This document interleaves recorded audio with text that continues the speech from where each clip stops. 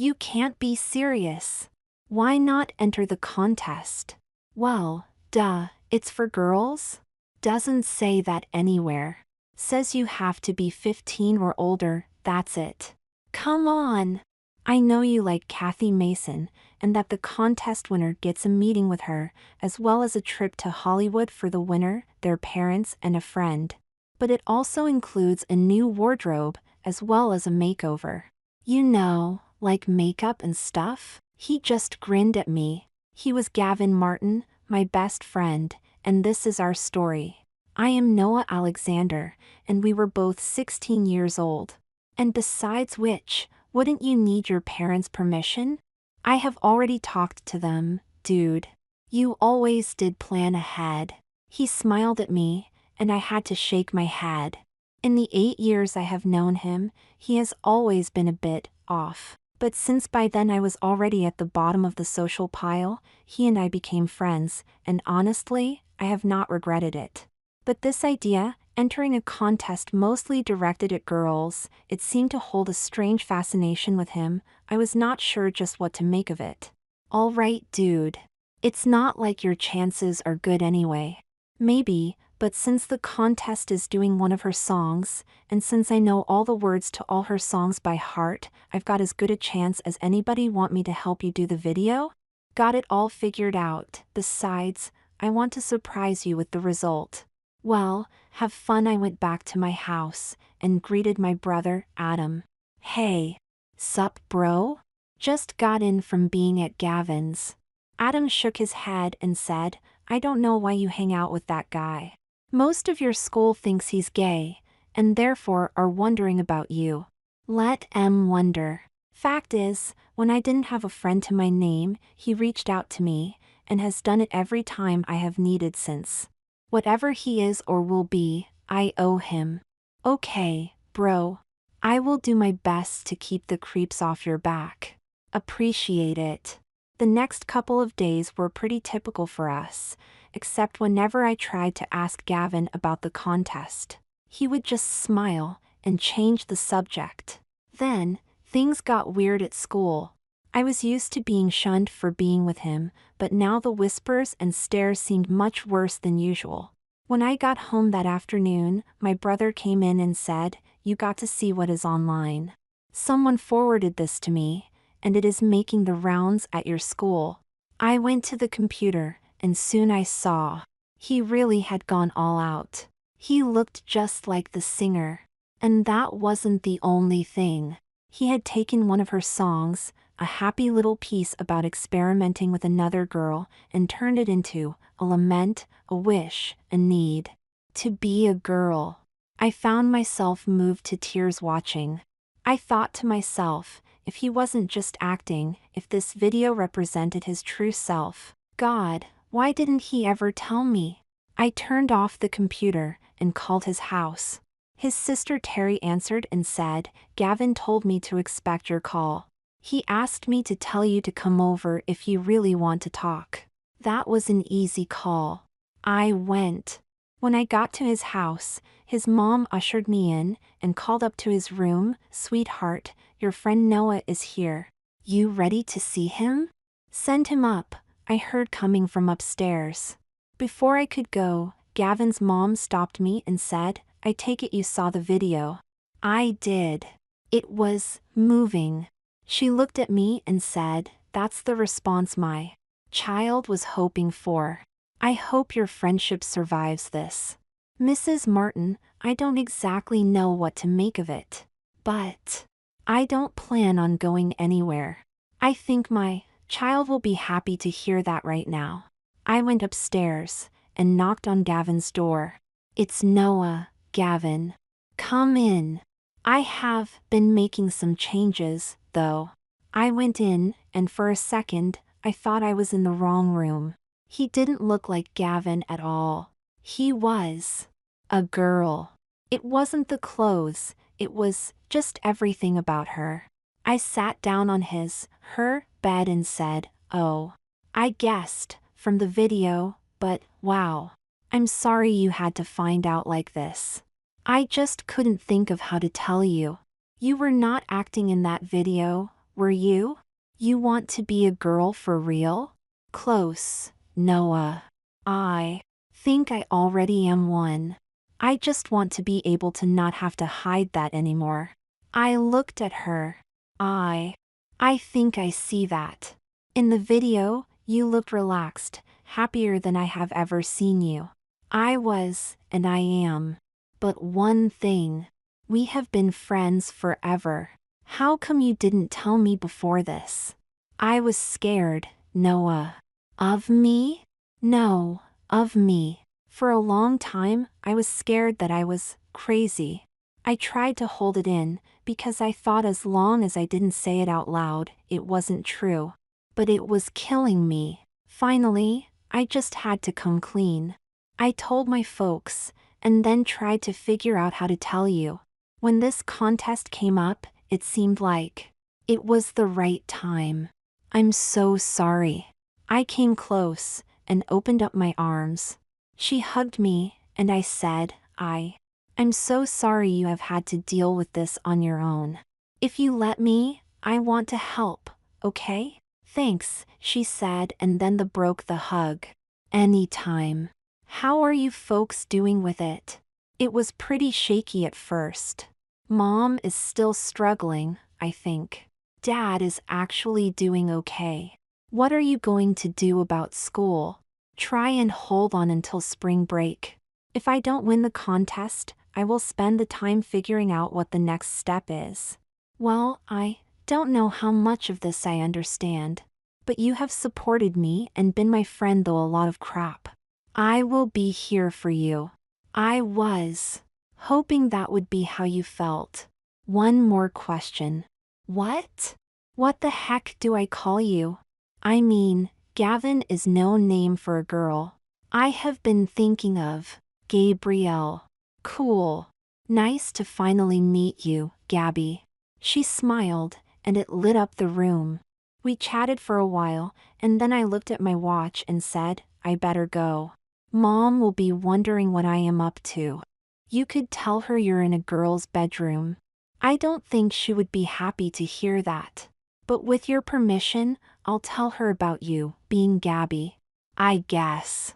How do you think she'll feel? You think she'll still let us hang out? I don't know. I think she'll be okay. You still want to hang out tomorrow if she doesn't freak about it? If you're okay with spending your Saturday with a girl. I don't want to have to pretend to be Gavin any more than I have to anymore. You still like bad sci-fi, don't you? We were going to see the festival at the art theater. Yeah. It's still me, in here. I'm not going to turn into some stereotype girl. A lot of stuff about me will stay the same. Then that sounds cool to me. I wasn't ready for a tea party with you, or whatever. No worries there. Then I'll see you tomorrow. I went home and told my brother and my mom about Gavin/Gabby. My brother said, I guess I should have seen that. From the way she acts, it makes sense. How about you, Mom? You okay with me still being her friend? It's not going to be easy for either of you, sweetie. But I am proud of you for not abandoning her. That's how you've raised me, Mom. I hate to break up this love fest, but I'm hungry, my brother said. We all laughed and started supper. The next morning, I got ready and went over to Gabby's house. She answered the door wearing a pair of jeans that stopped high enough that I could see she had no socks, flat but very girly shoes, and t-shirt with the main character from the anime Ranma 1/2. Weirdest was she filled out the t-shirt a bit. I hadn't really registered that yesterday, but she definitely had a bit up top. She grinned and said, Geese. I've been dressing as a girl for such a short time, and I've already got guys checking out my assets. I blushed and said, it's not like that. I just didn't expect you to have assets at all. Not my own, at least not yet. But a little padding goes a long way in passing, or so I've been told. We headed to the theater, and I asked, speaking of passing, are you scared? I mean going out in public? A little, but my sister took me to a mall on the other side of town last week. Nobody gave me a second look, so I think I do okay. But that's one reason why I chose not to wear a dress or skirt today. I don't understand. Noah, when we get to the theater, look at what the other girls are wearing. You won't see many in dresses. I don't want to stand out, at least not today. We got to the theater, and taking her advice, I peeked at the girls' outfits. There weren't a lot of girls there, but Gabby was right. A few were in costumes, but most were dressed a lot like her. We grabbed popcorn and settled into seats near the back, like we always did. I found it strange. Gabby was a girl, in more than just her clothing. And it was clear she was happier, more comfortable than I had ever seen her. Sometimes that kinda threw me. I wasn't used to spending a lot of time with girls. But at the same time, bits of my old friend were still there. The intelligence modified by goofy humor, especially.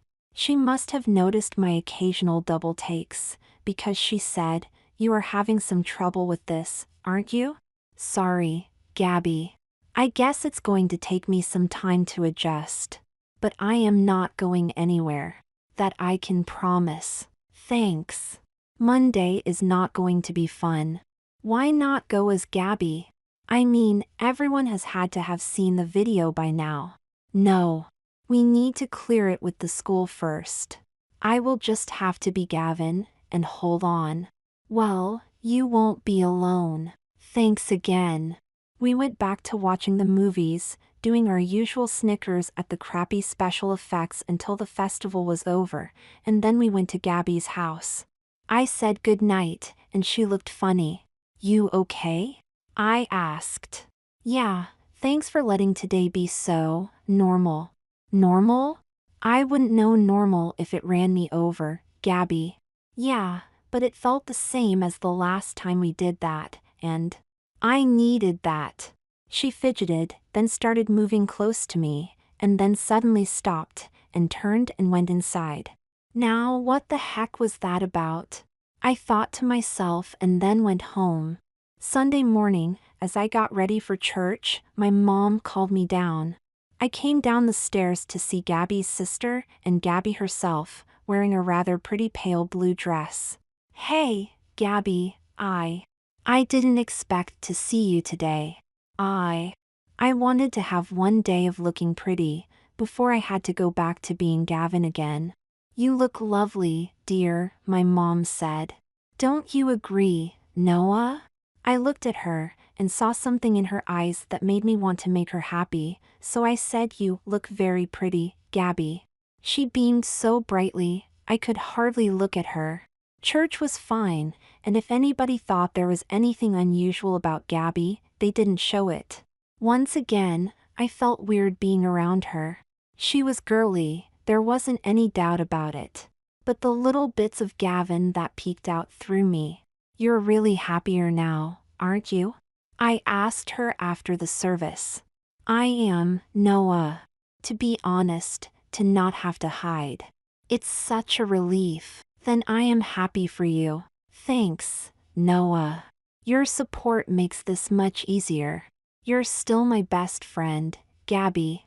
"What kind of friend would I be if I let you down when you needed me most?" She smiled, but there was something wrong with it, and she kept quiet the rest of the way home. After she left, I told my mom about her attitude, and she smiled. "It sounds like she may be hoping to be more than your friend, hon." "No way. Why wouldn't she just say so?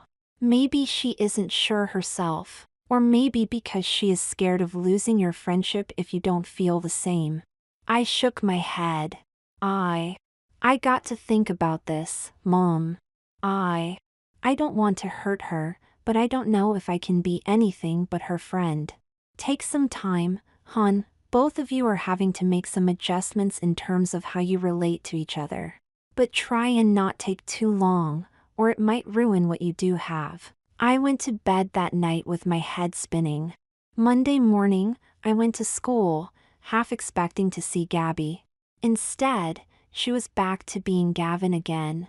He looked miserable, and I went up to him and said, "Hey bud, you are going to get through this, okay? He gave me a sad smile and said, thanks, Noah. No problem. Chin up.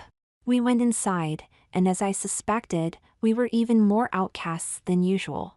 I kept Gavin close to try and prevent physical stuff, but the occasional shove became the norm. Finally, I said to Gavin, Gav, we got to get you some backup.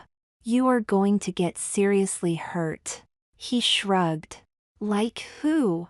I could call my brother. Or we could talk to the principal. Appreciate the thought, but it's only for a short time. They should be announcing the winner of the contest tonight, and either I will be going to LA over spring break or not. Either way, when I come back, I expect to be attending school as Gabby. Either at this school or somewhere else. I hope it's here. I'd be lonely without you. He gave me a smile, and for a moment, I saw Gabby again.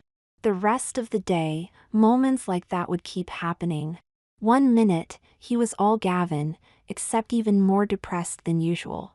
The next, Gabby would peek out, and she would smile, and then there would be this struggle to put Gabby back in hiding again. I started to have trouble believing this could go on even a week. That night, with our parents' permission, we sat together with a laptop waiting to hear if Gabby had won or not. I had mixed feelings about this contest, and it must have shown, because Gabby asked, "You worried about me?" Yeah. On the one hand, I could tell how much you want this. But I wonder if you've really thought it through. I'm assuming you want to be Gabby for the trip, but you'd have had to enter as Gavin. You ready for a bunch of strangers to know they are one and the same? I guess I figure it might actually be easier with strangers. Plus, it's in LA. I can't be the first transsexual person they've met. We waited, and finally, the site holding the contest said that Kathy Mason herself would be announcing the winner in 1 minute.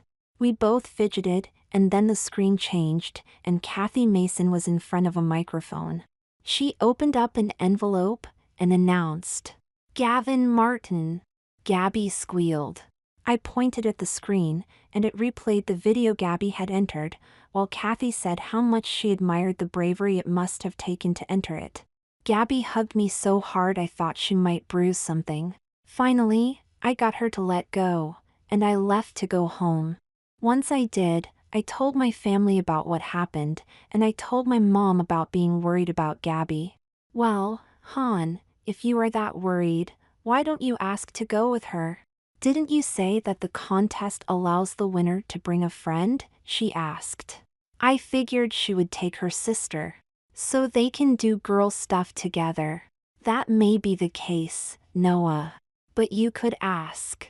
Would you be okay with me going? I mean, if she wanted me? I think we would survive without you over the break. And her mom would be there to keep the two of you in line. I don't know, Mom. If you're right about her feelings, that might be awkward. Maybe. Or maybe it would give you both a chance to figure out where you stand with each other. I guess I'm still struggling with that idea, Mom. I know, but ask yourself a question. If you found that you could fall for her, would that be a bad thing? I had no answer for that, so I went to bed. The next day, as Gavin and I navigated around to get to classes, I noticed a difference in how people treated him. There was still a lot of rejection, but a number of people congratulated him on winning the contest, and many of them said they had been moved by Kathy Mason's comments. At the end of the day, I said to him quite a bit of improvement, yes? Yeah. But it makes waiting harder. You'll make it. I'll help too. Thanks, I'll hold you to that. She smiled, and it was all Gabby talking. I had trouble meeting her eyes. What? I blushed. I was going to ask about the trip. I guess you are going to take your sister? Have some girl time? Actually, I was meaning to talk to you about that. What would you say about going with me? I'd would love it if you would come. I thought about what my mom had said, and looked at her in a way I hadn't dared to before. I started thinking hard. Would it really be so bad to fall for a girl like Gabby? She is fun to be with, we have a lot in common, and she already knows just about everything about me. And when she dresses like a girl, she's pretty, actually. What more could I want? I gotta ask, Gavin. I was stalling, and I was sure he knew it, because I could see the disappointment on his face. She had tears in her eyes and said, I understand. I guess I was asking for too much. Maybe I should keep my distance.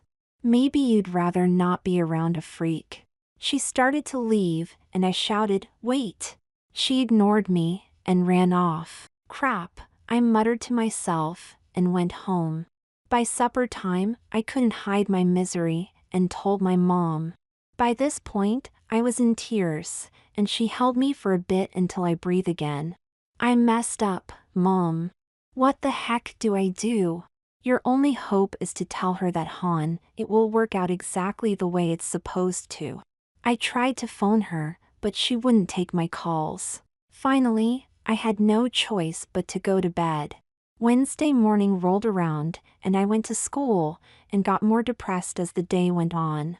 Every time I tried to approach Gavin to apologize, he would cut me off and walk away. Desperate, at lunch, I decided to talk to Mrs. Franklin. She was my art teacher, and one of the few I had ever talked to before, so she was the obvious choice. She not only listened, but she helped me make something that might at least get Gabby to listen long enough for me to apologize. When I was done, I hid it and waited for the end of the school day. I snuck out of my last class and went to where he would exit the building. I pulled out the little project I had worked on. I figured this might work better if she couldn't see me, so I left my little gift on the sidewalk, hidden in a nearby bush, and waited for her to come. I tried to control my breathing, but I kept thinking, if this doesn't work. After a few minutes, I could see her coming, and took a moment to say a prayer as she got close. She slowed, and looked at the little bit of artwork I had managed to cobble together over lunch. I had drawn me on my knees, crying, begging toward an angel with her face. Words like sorry, I was wrong, forgive me, were all over the picture. To me, it was like the whole world held its breath, waiting for her to decide what to do. Finally, a small smile came on her face, and she said, Noah? You can come out. I came out of the bushes, and went on my knees. Gabby, I'm sorry. Please forgive me. I'm sorry too, Noah. I guess I was asking for a lot from you. Gabby, look at the back of the drawing. She flipped it over, and then reacted just as I had hoped. She dropped the paper, threw her arms around me, and actually kissed me on the lips. When we came up for air, I glanced at the paper on the ground. The back side was up, and the 3 little words shone in glitter. I love you. We walked to my house hand in hand. We didn't say much, but the contact seemed to say all we needed to say at that moment. We went inside, and told my mom what happened.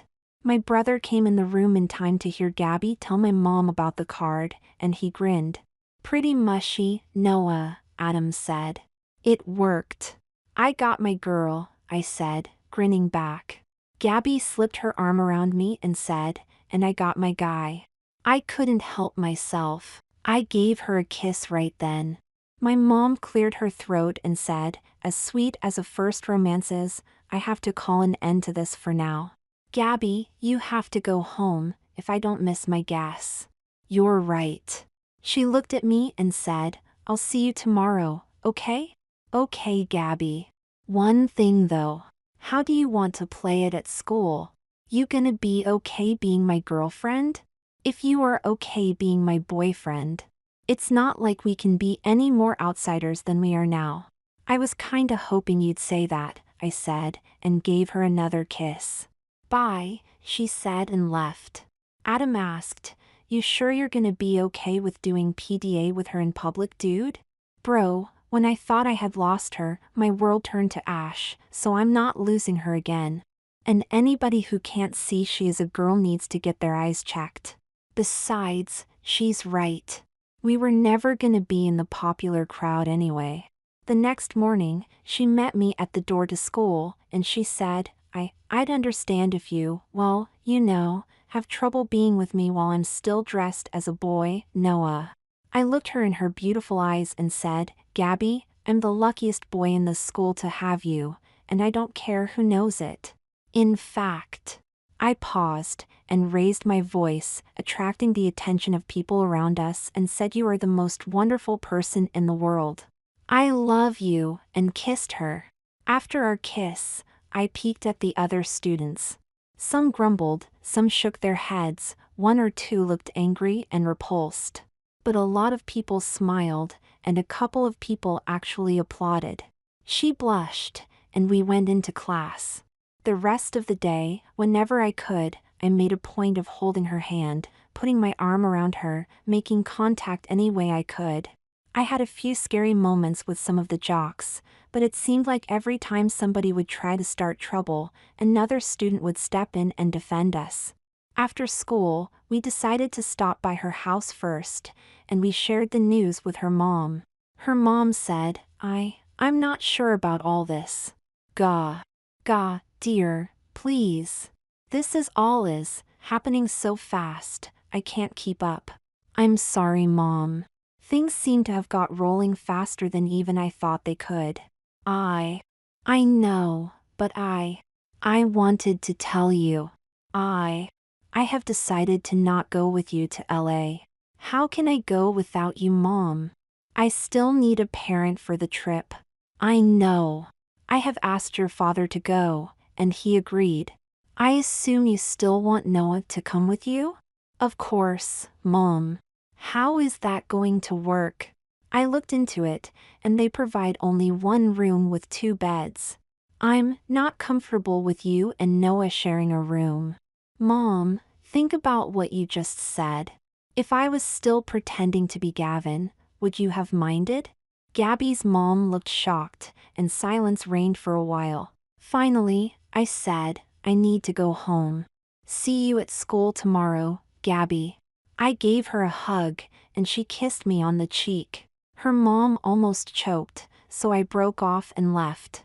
The next morning, I met Gabby at the door of school, and she looked horrible. I held her and asked, what happened? My mom and dad had a fight over me. They were actually yelling at each other. They never yell. It's all my fault. She started crying. I held her as tight as I could, and then pulled her chin up so she was looking at me. Gabby, please. It's not your fault. You had to do this. Trying to be Gavin was killing you. They would be burying their son soon, and that would be much harder for them than having you as a daughter. Thanks. Welcome. Come on, we'll be late for class. The rest of the day, I could see how she was struggling to keep going. I drew her a heart-shaped hug in art class, and she smiled, but it faded fairly quickly. I felt totally out of my depth. Finally, the day was done, and I invited her back to my house, hoping my mom could cheer her up. Mom was great, as she often is with me. She listened to Gabby, let her cry, and we both held her tight. After a while, she looked up at the clock and said, I gotta go. Sorry, Mrs. Alexander, Young lady, you have nothing to be sorry for. You are not responsible for your parents' choices. You have been given a huge burden, and you are making the sanest choice possible, in my opinion. Gabby, I said, I want you to promise me you won't give up. Your dad will help, your sister too. And of course, you got me and my family too. Okay? Oh, okay. But I better go, she said and then left. After she left, my mom, my brother, and I prayed for her. Prayer is a funny thing, at least for us. It's a recognition that we don't run the universe. Maybe you can't prove anybody was listening, but letting go of the stuff you can't control anyway seems to help. At least it did for me, enough that I was able to sleep that night. The next morning, I went over to her house, and her sister answered the door. I went in, and saw Gabby dressed in her boy clothes, sitting stiffly across from his mom. Her dad was hovering nearby. Everything was quiet, but tense, like a fight had just been suspended by my arrival. Gabby gave me a sad smile and said, "Noah, I need to spend some time with my mom before I go." She must have noticed my blood start to boil, because before I could explode at her mom, she said, "It'll be okay, Noah. Terry, can you go with him?" Terry surprised me a bit by saying, "Sure. We'll see you later," and ushered me out. After we left, I turned to Terry and said, "Okay. You can go do your own thing. You don't need to babysit me. I just wish I knew why your mom is hurting Gabby. Noah, please. She's struggling with this. You did too, remember? I know. I just hate seeing her hurting." "Me too. But what's going on? Can't you tell me why she's acting like this?" "It's not my story to tell, Noah. Just believe she isn't acting out of malice." "Fine. So what do I do with my day?" I had planned to spend some time with Gabby before we went to LA. "You sound like a man in love." I am. Probably seems a bit weird. If Gabby wasn't Gabby, maybe. But I'm happy for her. She deserves a good man. She does. So I'm going to do everything I can to be one for her. We walked toward the local mall when I made a decision. I decided that as soon as I could, I would ditch Terry and slip back to Gabby's house. I caught a break not long after we got to the mall, because a couple of Terry's friends showed up and wanted her to go power shopping with them. She looked at me and I said, "Go ahead, I will just wander around." With her gone, I headed back to Gabby's house. I went around to the back and found the spare key Gabby had shown me years ago. I hesitated. I realized I didn't have the right to do this. I went back around to the front and rang the bell. Gabby answered, and I said, "I'm sorry, Gabby. I really want to be with you. Please?" Gabby let me in, and okay. She took my hand, went to her mother, and asked, "Why, Mom? Why can't you see this is who I am, what I need to do? You don't understand." "You're right. I don't. Not unless you tell me. I think I deserve the truth, because it feels like my own mother hates me, and anything would be better than that." Gabby turned from her mother, and I held her. Her mother said, "I don't hate you. Gabrielle, look at me." Gabby turned back. "You are my child, and I love you. And that's why I wish you wouldn't do this." "But why, Mom?" "Because I'm scared for you, Gabrielle. You've been lucky so far, but all it's going to take is one person who doesn't understand or accept you for you to get hurt, or I don't want that to happen." "Not again." "Again?" Her mom sighed and said, I should have told you as soon as you came out. You're not the first person I've known that was like you. I had a friend, once. When her parents caught her playing dress up with me, they freaked. A couple of months later, they shipped her off to a military school to make a man out of her. She never came back.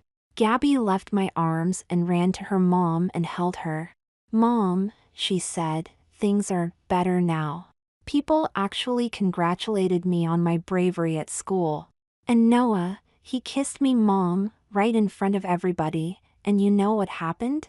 People applauded." I blushed a bit and added, "And she has something else your friend didn't." "What's that?" Gabby's mom asked. "Parents who accept her and won't try to make a man out of her." She reached for me, pulled me in, and hugged us both, while Gabby and I hugged each other. And, well, there are some times when it's okay for a guy to cry, you know? The next morning, I was happy to see Gabby with her mom waiting for us to come to church. "You both look fantastic," I said. Gabby blushed and her mom smiled. We went to church, and it was pretty good. After it was over, I whispered to Gabby, "I think your mom is impressed by how everyone here is so cool with you." Yeah, well, before I came here as Gabby for the first time, I talked with the pastor. That's so like you. Planning ahead. She just grinned at me. After the service, we parted ways, because I had to pack. I was going to meet them in a couple of hours, and we were hoping to be on our way to LA by just after supper. I went to my room, and Mom had left me a nice suitcase to use for the trip. Pretty quickly I packed a week's worth of clothes, smiling at the thought of how different this kind of activity must be for Gabby now. I took my church clothes as the closest thing I had to a suit, in case there was something formal required. I also packed my art kit, figuring I could at least doodle while Gabby was being pampered. Once I was packed and said my goodbyes to my family, I headed for Gabby's house. When I got there was a different feeling in the place. The tension had lifted, and the release of pressure was demonstrated in every smile and touch between the members of her family.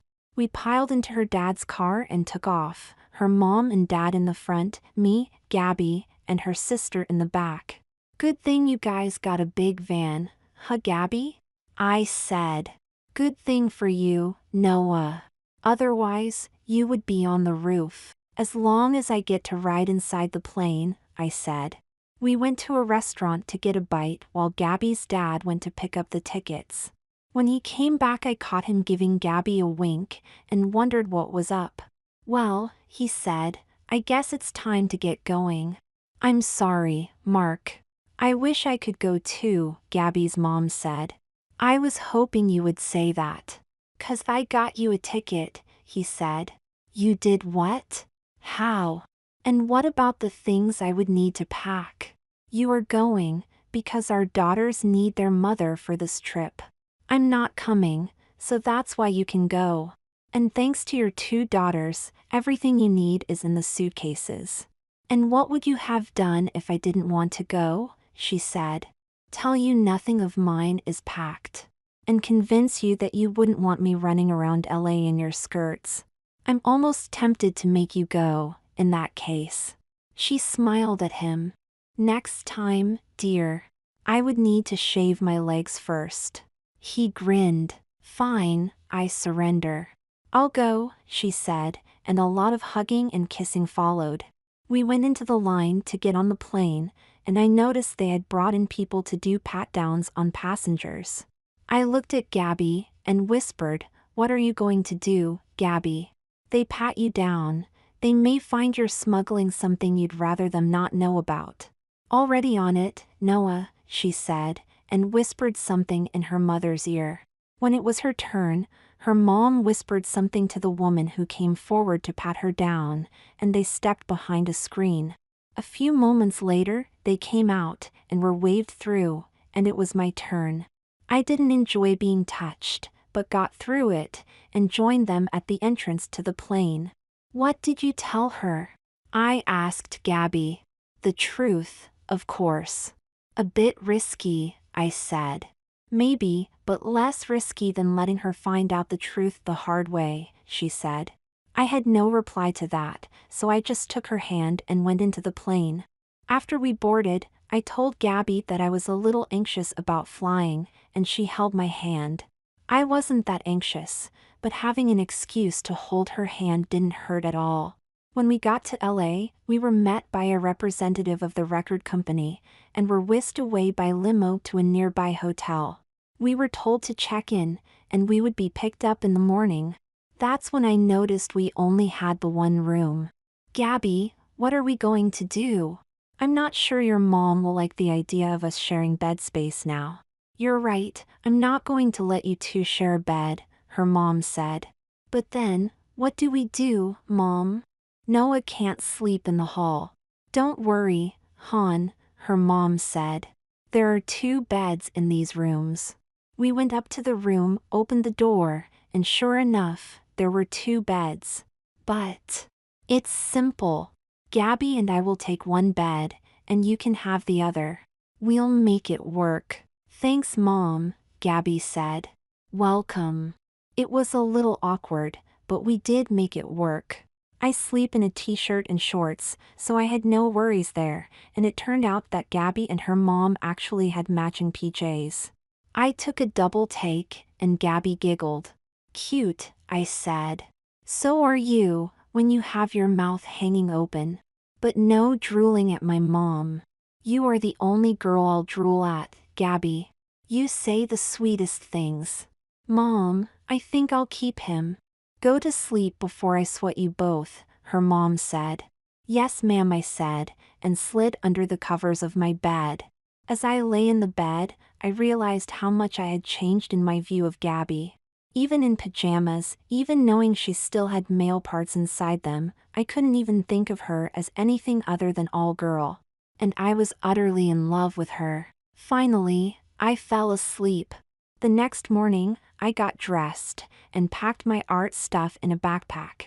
Soon, we were back down in the lobby waiting. A few minutes later, the rep came back, and with her was the rock star herself, Kathy Mason. Gabby squealed. You must be our winner. I'm assuming you aren't going by Gavin at the moment, so what can I call you? Gabrielle, ma'am. Call me Kathy, and it's nice to meet you, Gabrielle. And who is the handsome young man with you? I'm Noah, I said. I'm Gabby's boyfriend. Nice to meet you, Noah. Well, Gabrielle, I'm here to help you with your makeover, although it doesn't look like you need much. Thanks. But I do have some ideas, if it's okay. You won the contest, hon. What are you thinking of? Well, basically, all I have that's girl stuff is some hand-me-downs from my sister, and that's that cool. But I need a good bra. She blushed, and then continued, and shoes, and maybe some makeup. And so, off we went. We went to a mall, and went into a Victoria's Secret shop. I hesitated, while turning red and trying hard not to look at the posters on the walls of models in their underwear. Gabby saw my blush, and grinned at me. She went to a rack of bras, and held one up against her chest. She said, "What do you think, Noah? Wouldn't you like to see me in this?" I couldn't help imagining Gabby with real assets instead of just padding, blushed even deeper, while stammering trying to craft a response. Then she held the bra against my chest and said, "Maybe we should get a matching set, so you can try one too." I pushed her away, hard, and said, "Stop it, Gabby. That's not funny." I stormed out of the store. I sat down beside a fountain, and tried to pretend it was the spray that was making my face wet. A minute later, I felt someone approach, and looked up to see Gabby's mom. "Noah, talk to me, please." I looked up at her and said, "Doesn't Gabby understand how hard this is for me?" When I realized I loved her, I wondered, what does that make me? Am I gay, straight, what? And now she wants me to wear a bra? What does she see me as? Who does she want me to be? I was seeing everything a little blurry, so I didn't see Gabby come up. "Noah," she said. "I'm sorry. Well, you heard my mom and dad before we left home. They tease each other like that all the time, so I thought we could have what they have." I got up and looked at her. "Gabby, I love you, please never doubt it. But I can't be a girl for you. I like being a boy. I'm sorry." "Noah," Gabby's mom said, "Ron is a man, and nobody would doubt it for a minute, even if he was wearing one of my dresses. And it's because he knows it, and knows I know it, that he can tease me like that." "Noah," Gabby added, "you asked who do I want you to be? I want you to be Noah. Happy, healthy, and mine, if you can forgive me." I took her into my arms, and gave her a kiss. "Forgiven? You forgive me?" I said. She kissed me back and said, "Does that answer your question?" We kissed again, until her mom coughed and said, "Okay, if the sorries are done, let's get back to the store, before Kathy wonders what happened to us." "I'll wait for you guys here," I said. "You sure, Noah?" "I promise, no more teasing," Gabby said. It's okay. I brought my art stuff so I could work while you get pretty, anyway. She gave me another kiss and said, okay. Love you. Love you too. They took off, leaving me to think of what I wanted to draw. I smiled to myself as an idea came to me. I bet Gabby will love this, I said to myself. Pulling out my stuff, I went to work. Part 4. I was so far into my work I had no idea how much time passed. The next time I was really aware of the outside world was when Gabby, her mom, and Kathy came up to me. They were each carrying a couple of bags, and it looked like both Gabby and her mom had taken the opportunity to get a new hairstyle and makeup. The effect on Gabby was electric, at least for me. Wow. Oh, wow, is all I could manage. You like the look, Noah? She asked.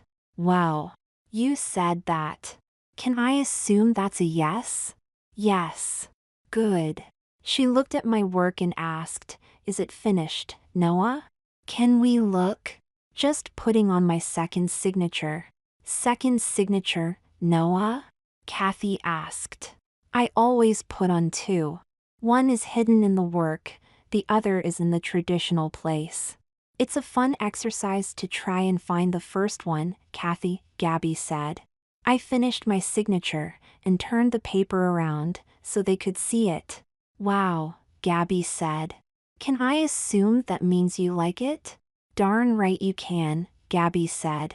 Kathy took a look at it and asked, can I have this, Noah? I kinda meant to give it to Gabby, I said. I love it, Noah, but I would be okay if you wanted to give it to Kathy. I'd really like it, Noah, Kathy said. Okay. If it's okay with Gabby, it's yours. Thank you, Kathy said, and then took all of us for lunch. After we ate, Kathy said, I will have to go soon. I have to rehearse tonight, because the concerts at the Staples Center are Wednesday and Thursday. I'll give you guys some backstage passes to the dress rehearsal tomorrow, and front row seats for both shows. I said, thanks, Kathy. Honestly, I'm surprised at how much time you gave us today as it was. I'll be honest with you, Noah, I hadn't originally planned to spend this much time with the winner of this contest. But when I saw Gabrielle's entry, I just had to do more than just meet her. Gabrielle, you are one of the bravest girls I have ever met, to do what you are trying to do. Thank you. She paid for our meals, and then walked us back to our ride. She gave Gabby a hug, and then, to my surprise, gave me one too. Thank you for the drawing, Noah, she said.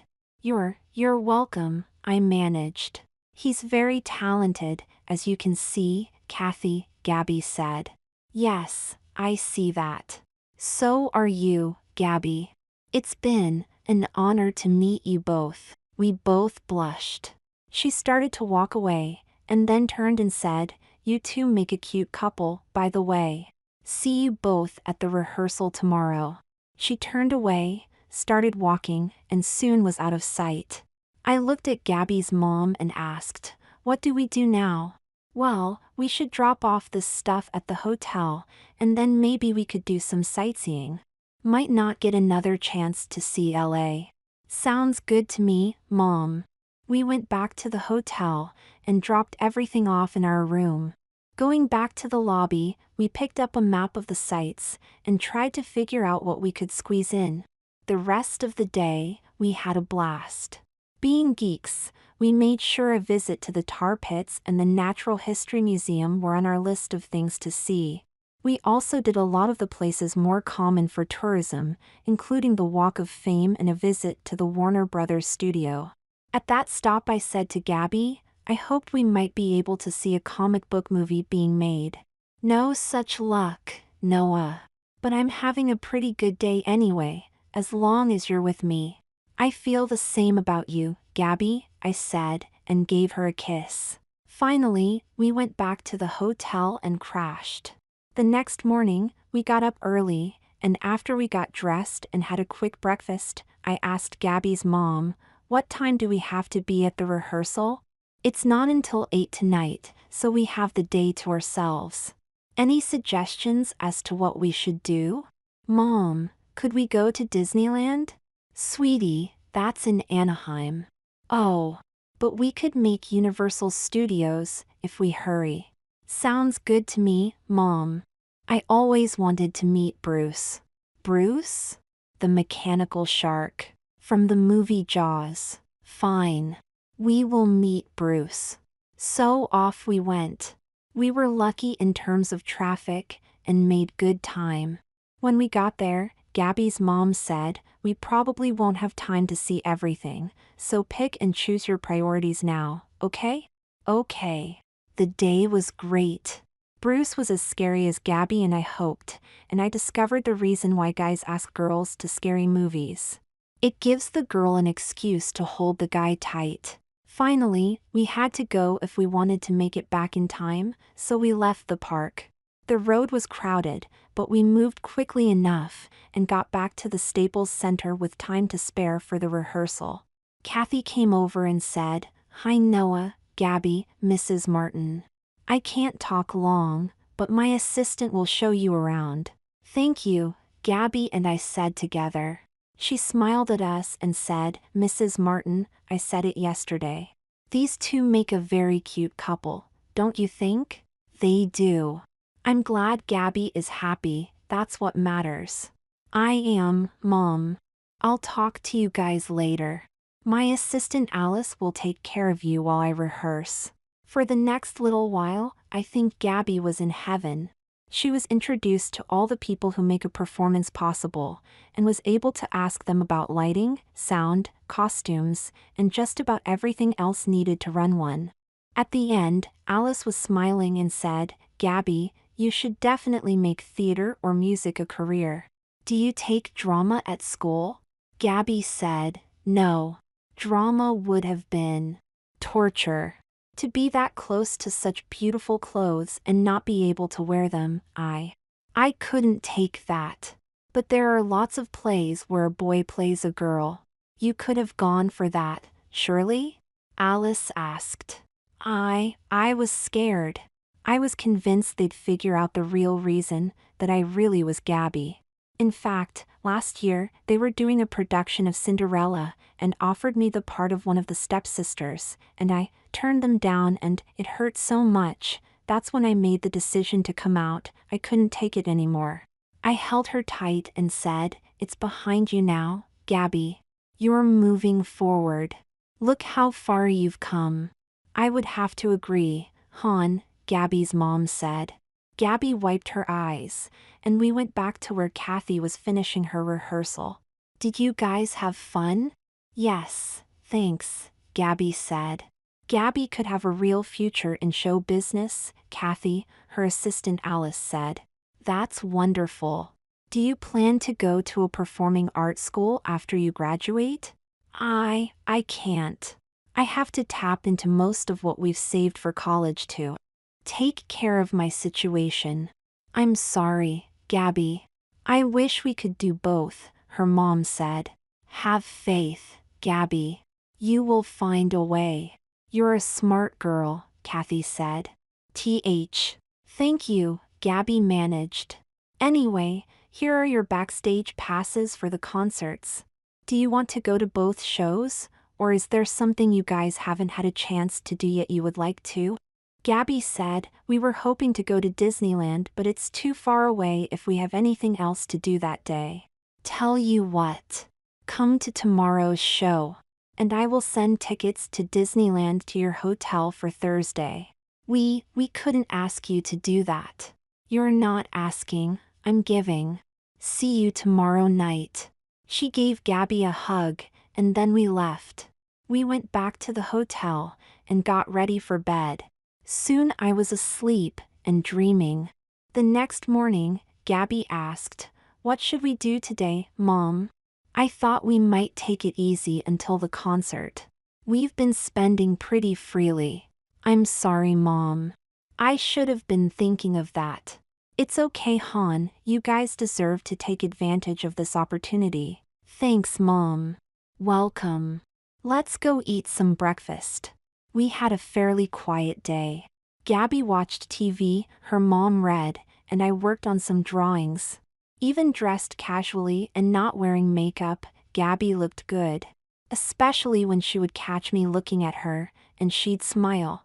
It warmed me inside every time she did. Finally, it was time to go to the concert, and we got changed and went downstairs. A limo arrived, and we got the red carpet treatment when we arrived. The best part was a number of people took pictures of us, and everyone who did complimented Gabby on how pretty she was, which made her glow. Once backstage, Ms. Mason took a moment to say to Gabby, "Part of winning this contest means you will be announced during my opening song. You okay with that?" "Sure," Gabby stammered. "You'll be okay. Your mom and I will be right beside you," I said. "Okay," she managed. We went to our seats and settled in. Soon, the lights went down, and the opening act came out. I was not familiar with them, but they were pretty good. After about a half hour, they were done, and the lights went down again. Kathy Mason came out, and the Staples Center exploded with cheers and applause. When it finally calmed down, Kathy went to a microphone and said, "Thank you very much. Before we get this place rocking, I want to take a moment to give props to a very brave girl. She won the Rockstar Makeover contest, and here is her entry." A video monitor dropped down, and Gabby's entry was played. The monitor went back up, and the place was dead silent. Gabby squeezed my hand tight as the moment seemed to stretch for several minutes. Then Kathy spoke again. I can tell you I was moved by her courage. And now I've had a chance to meet her in person, and she is even braver than I thought. Some people would hate her for wanting to be true to who she is. But even knowing that could happen, she is doing it anyway, and I am in awe of her. She had to enter the contest with her boy name, but I want to introduce her tonight by her true one. Ladies and gentlemen, boys and girls, I give you Gabrielle Gabby Martin. A light shone on our seats, and Gabby's mom nudged her. "Stand up, hon," she said. Gabby shook, but managed to stand. She tugged on my hand, whispering, "Come stand with me. We're in this together." I stood, and Gabby managed a shaky wave. I raised my free hand and sort of wiggled my fingers. Ms. Mason said, "That's Gabby's boyfriend with her. His name is Noah. He's a brave young man too. Come on, folks, give them both a hand." The applause almost deafened me. The rest of the concert was pretty good too. Part 5. The next morning, we were woken early by a message from the front desk, saying there was a message for us. We dressed and went down. The message turned out to be from Kathy, and it said, "Here is everything you will need for a good time at Disneyland." There is also an outfit for Gabby included. The outfit turned out to be a copy of Cinderella's dress. She changed into it and I said, "Wow, you really look like a princess." "Maybe. But if I am, it's because I have got my Prince Charming already." We went to the park and found out that the tickets were VIP and included having our own tour guide in front of the line at every ride we wanted. One of the coolest moments was when we were having lunch and a whole section of trees and flowers suddenly lifted up to reveal a stage underneath. They then took kids from the audience to fight Darth Vader with lightsabers. They looked like they had a blast. I sure did watching them. The other cool thing was just watching Gabby be a princess. Everyone, not just park employees, complimented her on her outfit, and every time they did, her smile got a little bigger. The day ended with the Fantasmic fireworks show. It includes using water as a screen to show videos on. Gabby watched beside me with her arm around my waist, my arm on her shoulder, and her mom holding on to her other hand. It was a moment to treasure, forever. Finally, it was time to leave, and we made our slow way back to hotel for one last sleep. The next morning, we had a leisurely breakfast and packed up for the trip home. Gabby looked rather sad, so I asked her, "Are you okay?" She managed a sad smile and said, "I will be. I guess I'm a little nervous about going back to school Monday. Why nervous? I asked. Because I want to go back as I am. I don't want to have to go back to pretending I'm a boy. You will go back as Gabby, honey, her mom said. You mean it, Mom? Sweetie, for the last week I've had a chance to really see Gabrielle in public. Not only are you happier, healthier, and a nicer person to be around. Thanks, Mom. Let me finish. I have also watched how others treat you. Not one person thought you were a boy in a dress. I'm less scared for you now. Yes, you might have trouble with people who remember Gavin, and so you will still have to be careful. But I know now how much it means to you to try. So you have my support. Gabby gave her mom a big hug and said, thanks. We finished packing and called for our ride. Soon, we were going through the airport procedures and boarded our flight home. Once we were on board, Gabby looked at me and said, now it's my turn to ask. You okay, Noah? I'm fine, Gabby. I just realized I haven't spent a lot of time this week thinking of my own family. I hope they're okay. I'm sure they're fine, Noah. I know you've been phoning every night, Gabby's mom said. Yeah. But also, it's gonna be a bit weird to go back to school after all this, I said. You'll be okay. After all, you got me with you, Gabby said. That I do, Gabby, that I do. I smiled. Once we got back to our hometown, I found my own family waiting for us, along with Gabby's dad. They had a banner saying welcome home. Hugs were exchanged, and we all went to the restaurant in the airport to share stories. We had a pretty quiet week, Noah, my mom said. Speak for yourself, my brother said. I found a girlfriend. I'll introduce you to her tomorrow. I'm happy for you, Adam, I said. I'm sure I'll like her. I then told them all about our trip. Gabby jumped in to add her own story, and we showed pictures we had taken. Finally, I must have been yawning, because my mom said, it looks like you're pretty tired, Noah. Time to go home, I think. K, Mom. I gave Gabby a hug, and then said, see you tomorrow, Gabby. Night, Noah. Sweet dreams. Only if they are of you. That got me a big kiss that lasted until my mom cleared her throat. Come on, Romeo, she said, and took me by the hand. Bye, Gabby, love you, I said as I walked away. Love you too, I heard her say, and then we were out of range. I was 3/4 asleep by the time I got home. Part 6. The next morning, I phoned Gabby and said, Gabby, I should hang around here today. I've kinda missed my family. She said, that's cool, Noah. I'm sure my sis and I can find some girly stuff to do. I chuckled. Have fun, Gabby, I said. I had a nice breakfast with my family, and while we ate, I asked my brother Adam, you going to bring this girl around? I want to meet her. I was just about to ask Mom. You cool with her dropping by? He said. Sure, hon, but why don't you go over there and bring her back? I actually need to talk to your brother alone. K, Mom. After he left, my mom started cleaning up, and after a while, I asked her, what's on your mind, Mom? This isn't going to be an easy subject, Noah.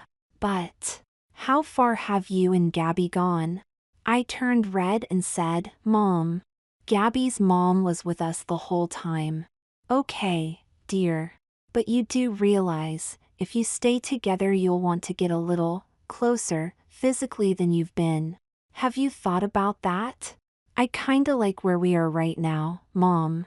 And nothing wrong with that, but in case you do go further, you need to plan for it. Because Gabby has a flaw, physically, how are you going to handle that? I don't know, Mom. I don't see us going that far right now. Sweetie, you went from friends to boyfriend/girlfriend almost overnight.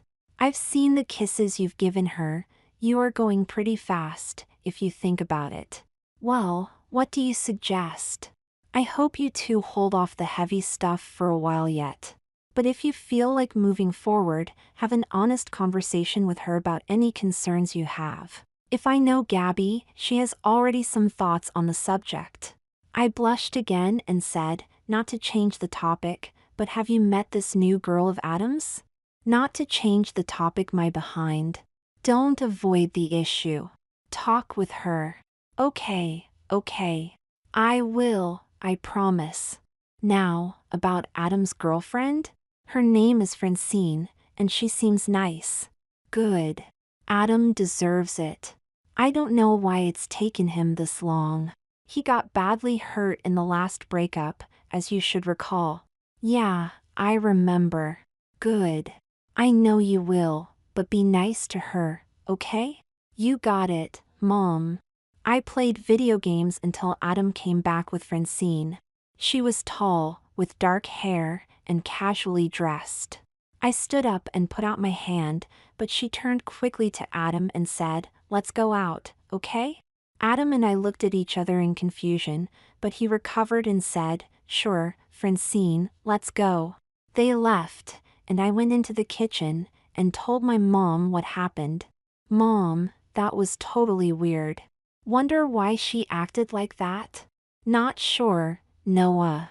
Maybe we can ask Adam when he comes back. I shrugged and went back to my games. Less than an hour later, Adam came back in and his eyes were wet. What happened? Mom asked. I just dumped Francine, he said and sat down heavily. Geez, bro. What happened? She recognized you, Noah. Apparently your little moment in the spotlight at the concert has gone viral, and some people. His voice shook, and he took a breath before he continued. Some people are making less than kind comments about you and Gabby. I'm sorry, Adam, Mom said. He said, I'm going to my room, and left. I went to leave myself, but Mom said, wait, Noah. I turned to her and said, Mom, it's my fault. She looked at me hard and interrupted, don't you dare. Don't you dare say sorry for loving Gabby. She is a brave, beautiful girl, and I'm proud of you for standing with her. We knew that there were going to be people who had a problem with Gabby. Don't let a bigoted girl stop you. But how do I help Adam? He's been the best big brother I could hope for, and now, what do I do? Let him be for now, Noah. I gotta do something, Mom. Go clear your head. Take a walk, and maybe you'll feel better. Okay. I grabbed a light jacket and went out. As I walked, I realized I had a serious problem. I didn't know what to tell Gabby. If I told her what happened, she would be sure to blame herself. But did I have the right to keep it from her? Then an idea hit me. I could ask her sister, Terry. I tried Gabby's house, but they were both out, and I ended up just leaving a message with her mom. I went home and talked to my mom about telling Gabby. I'm not sure, Noah. I know if I was in her shoes, I'd rather hear it from you than find out any other way. But it'll hurt her mom, won't it?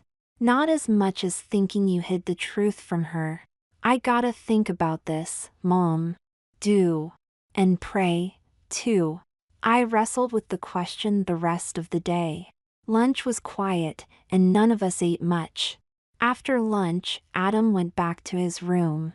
I was going to try and talk to him, but just then, Terry got back to me, and I told her I would talk to Gabby tomorrow. My mom looked at me with concern while I was on the phone, so when I got off, I said, I'm sorry, Mom. I'm just not ready. I still got to think about this. I understand, hon, I can't hurt Gabby, Mom. I'm supposed to protect her. Isn't that my job as her boyfriend? Which is exactly why she needs to hear it from you, hon. If she finds out you kept it from her, you think she won't lose her trust in you? Mom, what am I supposed to say? That a girl just dumped my brother because Gabby and I are dating? You will find a way, hon, and like that, a light bulb went off in my head, and I knew how I could tell her. I went and grabbed my art stuff and began working. The rest of the day, I worked on my project. At some point, Adam came out. "Hey, bro," he said. "Hey, Adam. You okay?" "I won't lie, bro. It hurts." "I'm sorry, Adam. It's not your fault, Noah. Or Gabby's. We both did this stupid male thing where you really should just give a hug, but because we were both guys, we couldn't do that. So instead we just stood there, awkwardly. Finally I said, well, I better get back to work. It's almost supper time, Noah. Come eat, and then go back to it." "Okay." "Adam?" "Yeah." "Yeah. Me too, bro, me too." I found I had a much better appetite. Looking across at Adam, it looked like he had a better appetite too. After supper he said, "You want some help?" "Sure." He messed up my hair and I pushed his hand away, and then we sat down and got busy. The next morning we got ready for church. Gabby and her family stopped by to join us. I gave Gabby my project just before church service and told her to look at it as soon as we were done. We went for lunch after, and she opened up the paper. On it was a comic strip version of what had happened to Adam, with him as a shining knight refusing to be corrupted by an evil witch. She looked at him, and he told her about Francine had done, and how he had responded. She said, "I'm sorry, Adam. You didn't have to do that, not for me." He gave her a half smile and said, "Yes, I did, Gabby. I wouldn't have been able to look myself in the mirror if I hadn't." Finally, he got the hug he had deserved. From Gabby, of course. Part 7, after lunch, Gabby came with me back to my place, and we hung out for the rest of the day. Gabby made sure to include Adam in our games, and by the end of the day he was smiling again. After she left, I asked Adam, well, that was pretty close to how we would have hung out before she came out to me, don't you think? He said, well, except for the occasional kisses you were sharing. Yep, that part's new. But fun, I'd have to confess. I'm glad for you, bro. Too bad I can't find somebody like her. You will. You're too good a guy to go without for long. Okay. That's enough mushy stuff for the day. Let's eat supper. That night, as I slept, I had a dream Gabby and I being in a maze. At the start of the maze, she was Gavin again, and at various stations within the maze, she became a little bit more feminine. What made it odd was that there were voices around us. Some were encouraging, but some were trying to get Gabby to turn around and go back to the beginning. Then Gabby seemed to be stuck in the floor, and she started crying. Then her cries turned into my alarm ringing, and I woke up. I went to school, and was totally taken back by seeing Gabby dressed in her boy clothes. I went up to her, and asked, "Gabby, what happened? I thought you were going to start attending school as your real self." After what happened with Adam, I got scared and decided to come to school as Gavin. I'm sorry. Are you disappointed in me? She said. I gave her a hug and said, no way. I can only imagine how it must feel. I just hope you don't get hurt trying to be somebody you're not. Thanks, Noah. I knew it wouldn't be easy. I thought I had thought of everything. But I'm more scared than I thought. It will be okay, Gabby. But as far as I'm concerned, you don't need to be wearing a skirt to be Gabby.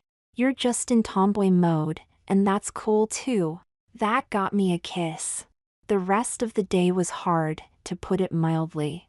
I could get her to brighten up for brief periods, but they wouldn't last. At the end of the day, I told her, Gabby, I have to help my art teacher. You going to be okay to go home alone? You and your projects. Okay. I'll be all right. Once she was safely on her way home, I ran to the principal's office. I lucked out, he was still in, so I knocked on his door. Come in, he said. I came in, and sat down. He looked at me and said, what can I do for you? It's Noah, isn't it? I'm surprised you know my name, sir. I'm not totally blind to what's been going on the last while. About your friend? She's more than that now. Ah, so it's she, is it?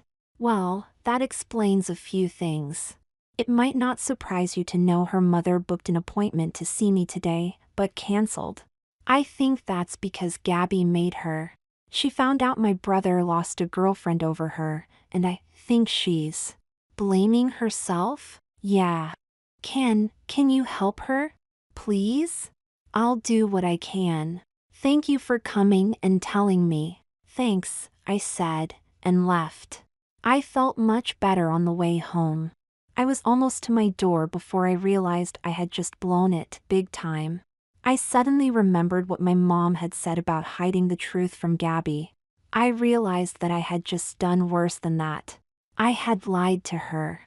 I had gone behind her back and told the principal. Gotta make this right, I said to myself. I made a quick call home and went to Gabby's house. I rang the bell and Gabby answered. She was still in boy clothes. Gabby, can I come in? She let me in and I said, Gabby, I have a confession. I lied to you. I didn't have a project with my art teacher. I went to see the principal. I told him what's been going on. How could you do that, Noah? If I wanted him to know, I would have told him myself. How could you betray me? I don't want to see you again. She stormed up to her room. Her mom came in and said, I heard, Noah. I'm sorry, Mrs. Martin. I was scared for her. Can't she see I just didn't want to lose her? I'm sorry, Noah. I'm worried too. She gave me a hug, and I left and went home. That night, I dreamed again. It was like the dream I had the night before, except Gabby was alone in the maze. She was also a bright, shining flame that got brighter the closer she got to the end. Then she got stuck and cried out.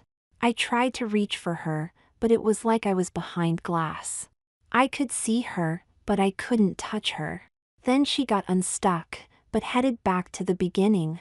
As she did, her glow dimmed. I screamed for her to stop before the glow went out entirely. Then I woke up in a cold sweat. My mom took one look at me when I came downstairs and sent me back to bed. I went and fell back to sleep almost as soon as my head hit the pillow. It seemed like only seconds later when my mom shook me awake. Sweetie, you want some lunch? She said. No thanks, I mumbled. She put a hand on my shoulder. Sweetie, have you at least tried to talk to God? I shook her hand off. I can't tell God from Satan right now. Just let me be, okay? Okay. I love you. She left my room. I made no reply. I just curled up tighter and fell asleep again. The next time Mom shook me awake again, it was dark outside. Get up, Noah. You have someplace to be. I managed to get dressed and dragged myself downstairs and climbed into our car. My mom got into the driver's side and we took off. Where are we going? I asked groggily. To see Dr. Mitchell. He can't help me, Mom. Don't you remember, hon? He helped when your dad died. Gabby helped too. At least talk to him, hon, so I did. When our session was over, Mom took me home again. Any better, sweetie? She asked. I don't know, Mom. He gave me some things to think about. We arrived home to find Adam waiting for us with a worried look on his face. Noah, he said, in a choke. Please, bro. Just hang in there. For me? I don't think I could take much more loss right now. I looked at him and remembered how much he had to be hurting. Losing Francine, then me scaring him, it had to be tearing him up. I straightened up myself and said, I'll try, bro. He actually hugged me. Part 8. The next morning, I felt a touch better, so I prepared to go to school. My mom fussed a bit, but let me go. If you have ever read about heartbreak and thought it was just a word, well, you were wrong. My heart literally ached. I felt worse than when my dad had died. It was like without Gabby, I was totally off balance and could fall over at any moment. It wasn't until the first class we shared that I realized she wasn't there. I started really getting worried, and all kinds of recriminations ran through my head. Finally, on my free period, I went to the office. I wasn't really sure what I could do, but I had to see the principal again. I actually ran into Gabby. I picked myself up, realized who it was and said, "Gabby." I was honestly not sure what to do. I wanted to hold her so bad it hurt. But I just stood there for a minute and then said quickly, "Gabby, I'm so sorry. I've been so scared, and then I thought you hated me and..." "Noah, just stop," she said. I looked at her in agony. All I could think of was, she's going to send me out of her life, for good. "Please, Gabby. Let me talk first. I'm so sorry. Please forgive me." "Oh God, Gabby." I pulled her into my arms and held her tight. She had tears in her eyes as she said, "I've been worried about you too. Your mom told me how hard you were taking things. I couldn't bear the thought of something happening to you. I'd have done anything to prevent that. And then I realized that's exactly how you must have felt when you went to the principal. I'm sorry, Gabby. I should have never lied to you. I understand, Noah. You probably thought I wouldn't have let you go if I'd known, and you would have been right. And I got good news." She smiled and added, "The principal is going to make an announcement this afternoon about tolerance, and tomorrow, I come to school as Gabby for good." "That's great! And what about us? Are we good?" "Don't be a goof. You aren't getting rid of me that easily." "Good to know." I gave her a kiss. Right after my spare period it was lunch, so Gabby and I ate together.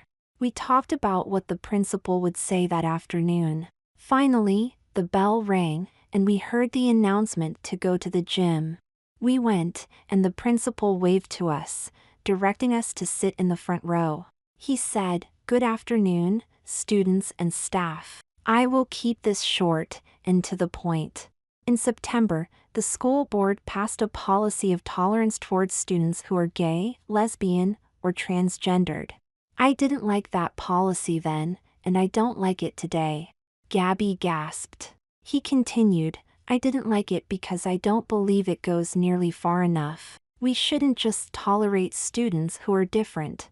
We should take the extra step and make them feel like they belong. There are students here today who have struggled in this area, and at least thought about hurting themselves, thanks to our tolerance. And if even one of my students acted on those kind of thoughts, it would eat at my soul. And I hope it would eat at yours." He paused and took a breath, and then continued again, "Up until now, that policy has just been words on a paper.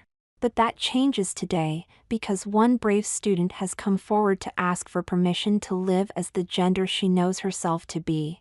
But like I said, the policy isn't enough." He took a look around the room, and then said, "I can demand her safety from abuse. I can tell you that any hazing or mistreatment will be dealt with severely. But I'm looking for more. I'm hoping that you can put aside any discomfort, and reach out to her, and make her feel welcome. I can't demand those things. I can only ask for them. But I do ask, because I believe they are right. Now, Gabby, step forward." Gabby managed to stand up, and he brought her to the microphone he was using. The principal said, "Most of you probably saw the video that introduced this young woman to the world. Almost none of you can understand how much courage it took to make it, and how much more it takes to stand here now. She was once known as Gavin Martin, but she is asking all of us, from now on, to call her by her true name. Young lady, please introduce yourself." He handed Gabby the mic and she managed, "Call me Gabby." The reaction was mixed. Some people were obviously offended, some looked shocked or confused, and some clapped. The principal took back the mic and said, "All right. Back to classes, everyone." The students filed out, and I turned to the principal and said, "Thank you. You're welcome, Noah. Now go back to class." I took Gabby's hand, and did as I was told. As luck would have it, we shared our first class after lunch, so I got a chance to see how well the announcement worked. When Gabby put her hand up, she was called Gabby by the teacher, and based on the reaction of the other students, it seemed like a majority were at least okay with her. After the class ended, I gave her hand a squeeze, and then went to my next class. At the end of the day, we met up, and I asked her how it went, and she said it was okay for a first day. But there are a lot of students on the fence, and I don't know which way they'll jump. I'm with you no matter how they react, Gabby. I know, she said and gave me a kiss. Hand in hand we walked home. When we got to my place, Gabby shared with my mom and Adam about how it went.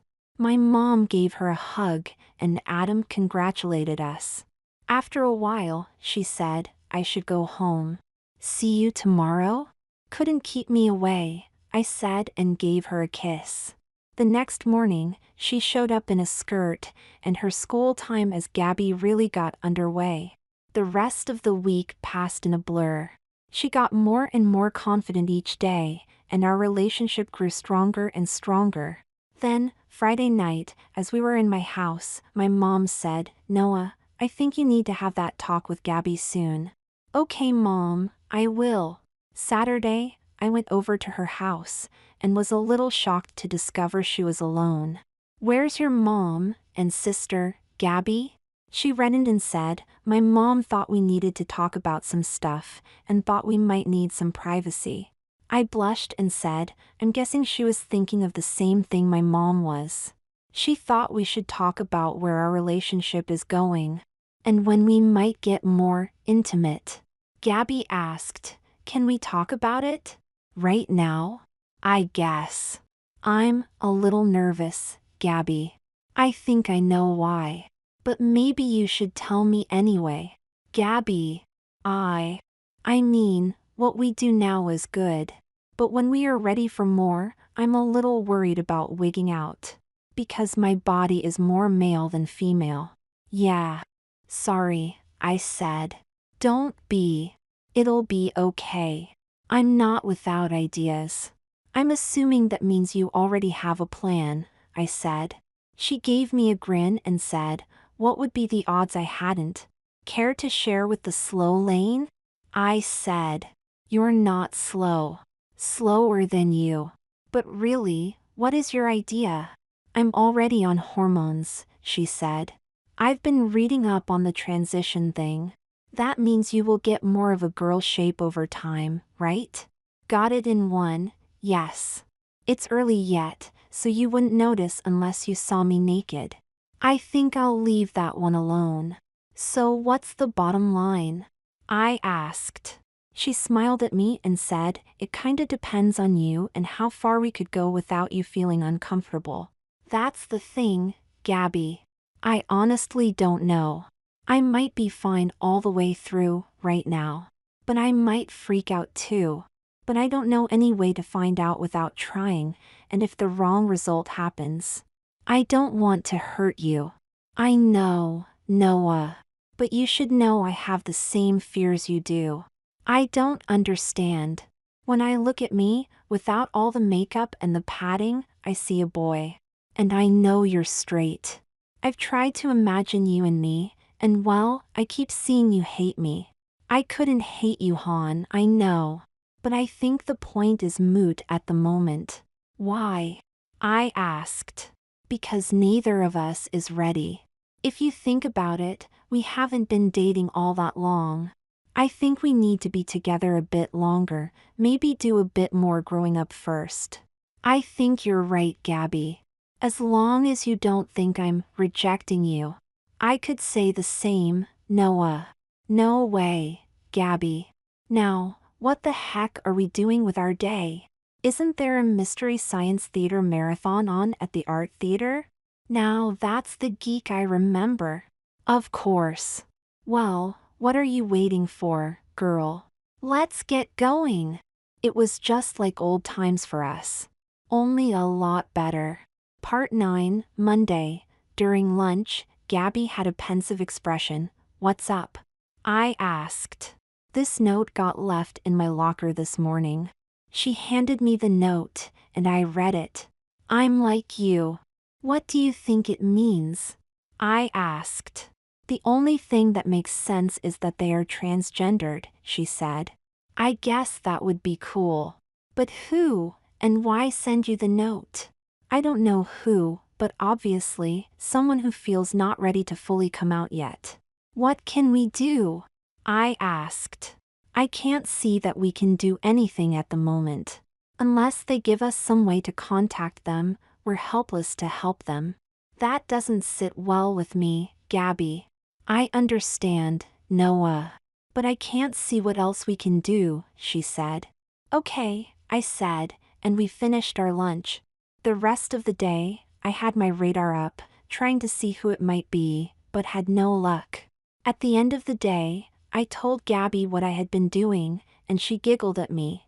What, Gabby? Noah, there's probably no way to find them unless they make the first move. There is no type of person who struggles with their gender. Some start acting obviously feminine at an early age, some go all macho to try and fight against it. She looked down for a moment before continuing. Some even become bullies, translating self-hate into hate of anyone who demonstrates the qualities they hate in themselves. I guess that makes sense, Gabby, I said. There isn't even any guarantee that it was a guy feeling like a girl. It could be someone going the other way. Really, Gabby? I asked. I'm afraid so. I guess we're stuck until they make another contact. Probably. I have posted an email people can use to contact me on the school's page, with the permission of the principal. Maybe they will get a hold of me that way, she said. Isn't that a bit, well, you could get a lot of hate mail, or viruses, or anything. It's not my home mail. It's a separate account that I only access through the school's computer in the library. And I am getting better at dealing with hate mail. Okay, Gabby. You want to check now, before we go home? Might as well. We went to the library, accessed the net with the librarian's permission, and she went to the mailbox she had created. I looked over her shoulder as she read the messages left for her. There were a bunch of variations on "You rock, girl," a bunch that were along the lines of "I don't understand, can you explain what you're doing?" and then, "Bible verses?" I said aloud. Been getting a few of these a day since I opened this mailbox. Sorry, Gabby. It's okay. At first, I tried to send some kind of response, but they don't want to hear anything I have to say. Makes me ashamed of my faith, at times. I know what you mean, Gabby. I'm glad our church is okay with you. I would hate to have to not be able to go because they couldn't accept you. I'm glad too. I've talked to others like me who are Christians. It helps to know I'm not the only one. Me too, Han, but any sign of our mystery person? I asked. Yeah. But look at this, it's from the principal. Open it, Gabby. She did, and it said, "Here is some news that might interest you." With an attachment. She opened the attachment and read. I don't believe it, she said. I read it twice. Kathy Mason is coming here? To play a concert? I asked. Looks like, she said, and look, there is a note at the bottom. It was from the principal, and it read, "Ms. Mason asked me to pass this along to you, Gabby. And she asked me to tell you 2 front row tickets are waiting for you and Noah. She has also given me an email address you can leave your contact information with. Apparently, she's hoping you can act as a guide while she's in town." Gabby stood up and squeezed me hard. Isn't that the coolest, Noah? The coolest, I said. Part 10, we went home, and I told my mom what happened. That's good news about the concert, Noah. But who do you think might have sent Gabby the note? Not a clue, Mom. What about you, Gabby? Any ideas? Actually, I have one. But it means you have to make a sacrifice, Noah. Sacrifice? I asked. Yes. I want you to give up your seat to the concert. But why, Gabby? I want to announce at school about the concert and the tickets. Then I will say you have a previous engagement and can't come. Then I will ask for anyone who wants to go with me to leave a message in my school mailbox, Gabby said. I'm confused, Gabby. How will that help you figure out who sent the note? Well, maybe they would want to take the opportunity and go with me. When would be a better time to talk with me about their own struggle in private? Maybe, but they sure wouldn't be the only one wanting to go. She has a pretty solid fan base here. So how would you figure out who it is that way? I asked. Talking about the concert would only get the ball rolling. The main thing would be making people aware of the mailbox. I could reassure people that the mailbox is secure, with only the principal and myself having access. I get it now. If they know, they can come forward without coming all the way out. Right, Noah, she said. Wait a minute, Gabby. You're already getting mail. Don't most people know the mailbox exists already? I asked. Maybe, maybe not. No real announcement was made except a note on the school's homepage. Not everyone may have seen it, and even those who did may not realize that they can post anonymously. Well, I guess it's our only shot. Too bad. I wouldn't mind seeing Kathy Mason again, but I'll do it if it helps. Thanks, Noah, she said and gave me a squeeze and a kiss. The next day, we went early so she could talk to the principal, and during the first period, he made the announcement. Sure enough, the class I was in started buzzing about it. The weirdest thing was a number of people asked me why I wasn't going with her. I made a lame excuse about a family commitment, but it was seriously strange to see looks of sympathy from my classmates. At lunch, I told Gabby what had been going on, ending with "I hope this is worth it, Gabby."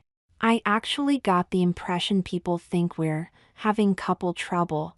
She giggled and said, "Who'd have thought of that a year ago?" I had to grin at that. Seriously, Gabby, do you think this will actually work? I hope so. I'll check the mailbox tonight and see.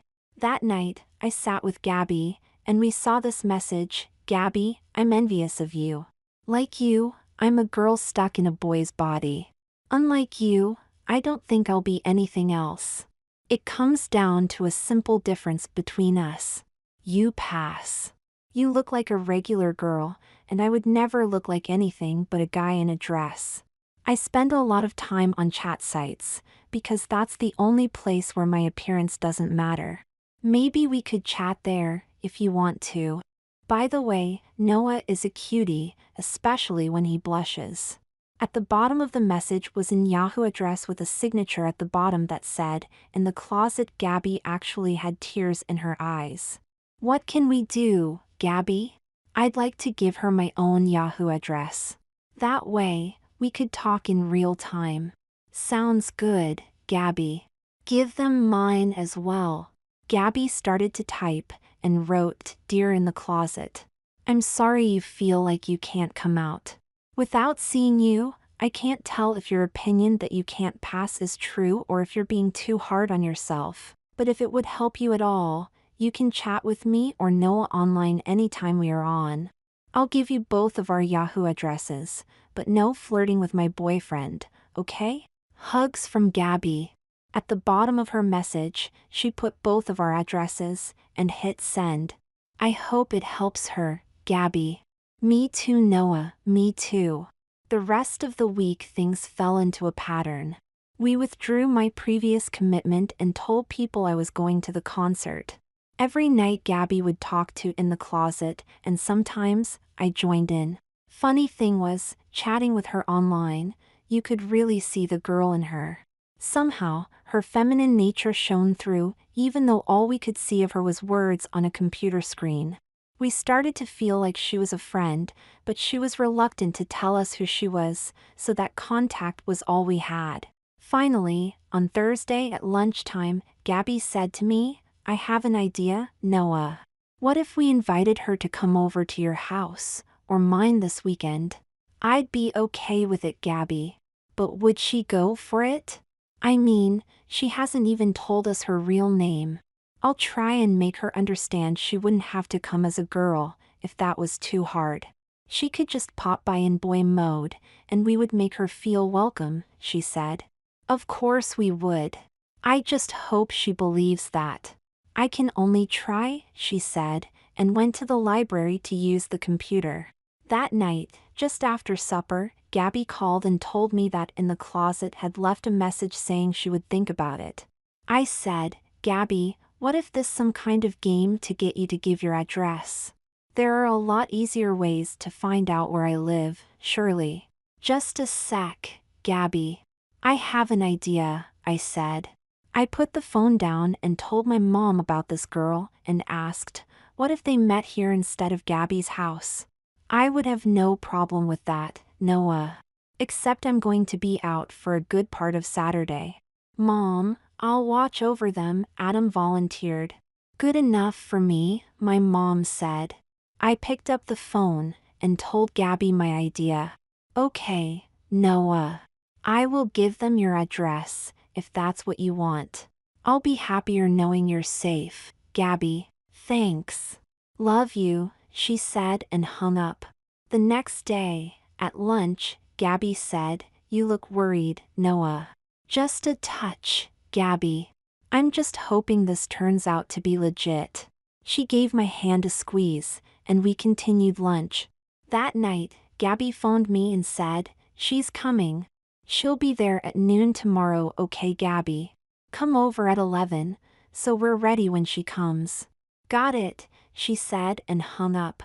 Just before 11 the next morning, Gabby came over, and she, Adam, and I prepared for our guest. It felt like we had gone over every detail twice when the doorbell rang. I went to the door and nearly fainted. "Hi," said the tall boy who was at the door. Gabby came to my side and said, "Luke Matthews?" And it was him. Captain of our basketball team in the flesh, looking more nervous and scared than I had ever seen him during a game. "Come in, Luke," Gabby said. He gave her a smile and said, would be okay if you called me Lisa?" Gabby took her by the hand and said, "Nice to meet you, Lisa." Part 11, my brother Adam came from the kitchen, and Lisa flinched. "It's okay. Adam was just here in case something wasn't on the up and up," Gabby said. I heard you introduce yourself, Lisa. I promise, you are safe in this house, okay? Thank you." She came in, and we had a pretty good day together. Watching her uncoil like a wound-up spring was amazing. Despite not having a single piece of female clothing on, within an hour around Gabby they were like a pair of girlfriends chatting. At one point, Gabby said to her, "You would look okay as a girl, you know.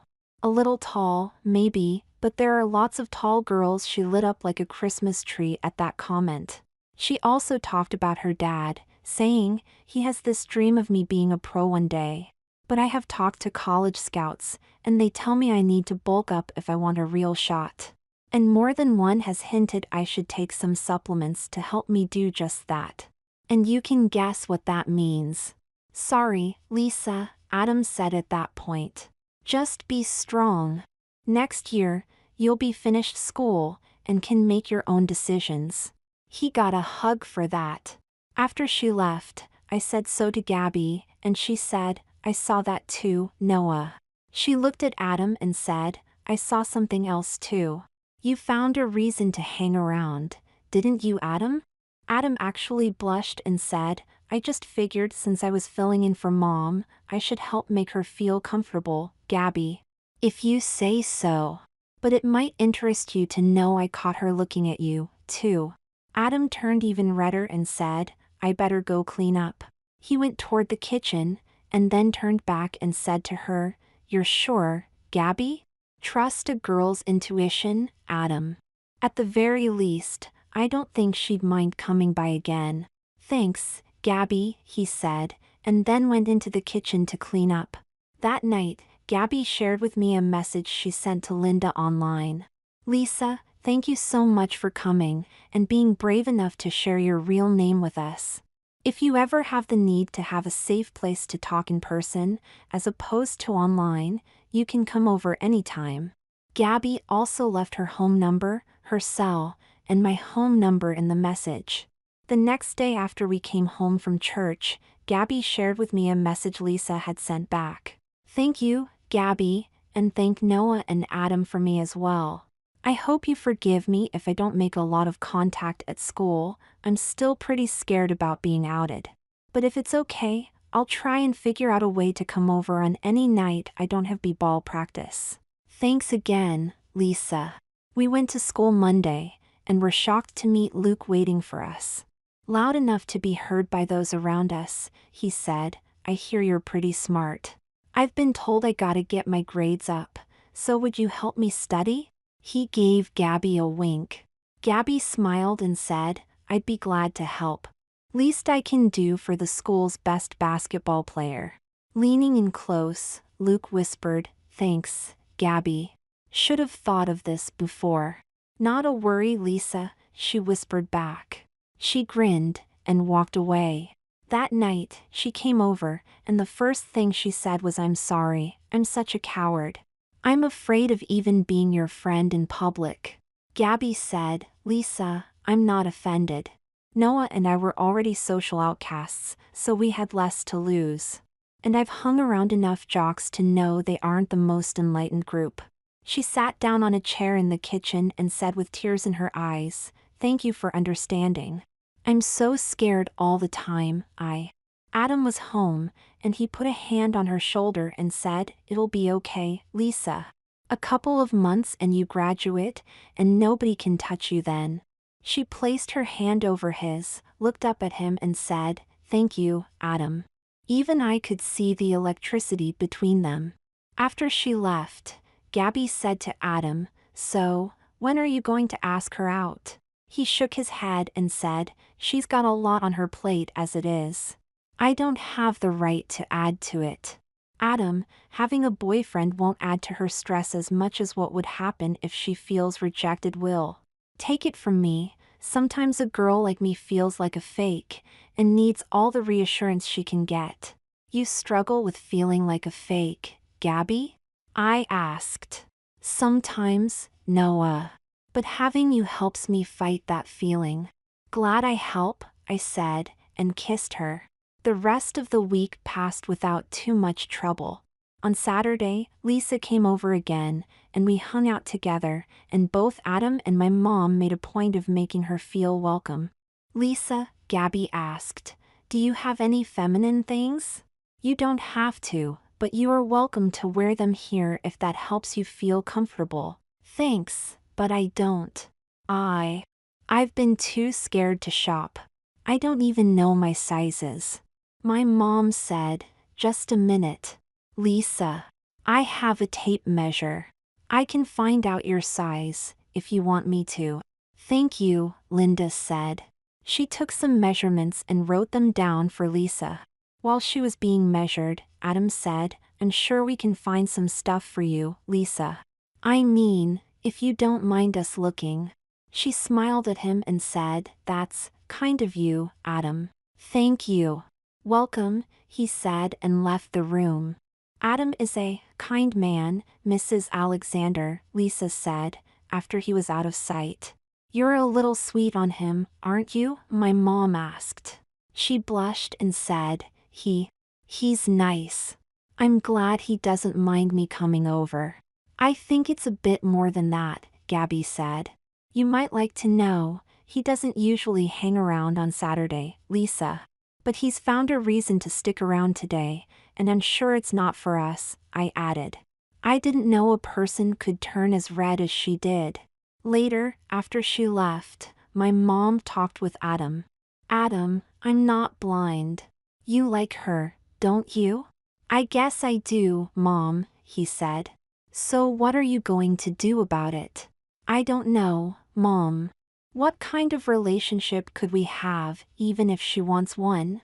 She's so scared she can't even wear a skirt around here, much less go on a date. It's hopeless. She's just starting out, Adam, Gabby said. But knowing you're in her corner will help her confidence. So what do you suggest? He asked. Find a way to tell her your feelings, Adam, my mom said. I could help, I said. You know how my drawing helped explain to Gabby about Francine. He smiled at me and said, thanks, little bro. I'll call on you when I'm ready. You'll do fine, my mom said. No question, Gabby added. Thanks, all, he said and went to his room. If you two are done matchmaking, Gabby, you owe me a rematch on our game, I said, and we went back to the living room to play. The next week, Gabby and my mom started having little conferences and Adam spent time in his room. That left me on my own, but I just used to time to draw, and a few were given to Adam as part of what he was making. Saturday, when Lisa came over, it was pretty clear that she and Adam were flirting gently, but neither seemed ready to go further than that. But then Gabby and my mother sprung their surprise. They sent Adam out for some snacks, and then they came into the living room with a couple of bags. Lisa, these are for you, Gabby said. She opened the bags, and there was a dress, a wig, a pair of shoes, and a set of underthings I tried not to look too closely at. For me? She asked. Gabby nodded, and she hugged both my mom and Gabby. Thank you, she said. Go try them on. She did, and when she came out, Gabby gave a whistle. Looking good, girl, she said. Not bad at all, I added. Just then, Adam came back and did a double take. Oh wow, Lisa, you look fantastic. You like it? Your mom and Gabby got this outfit for me. I do like it. A lot. My mom gave him a nudge, and he added, actually, since we're giving you gifts, I have one for you.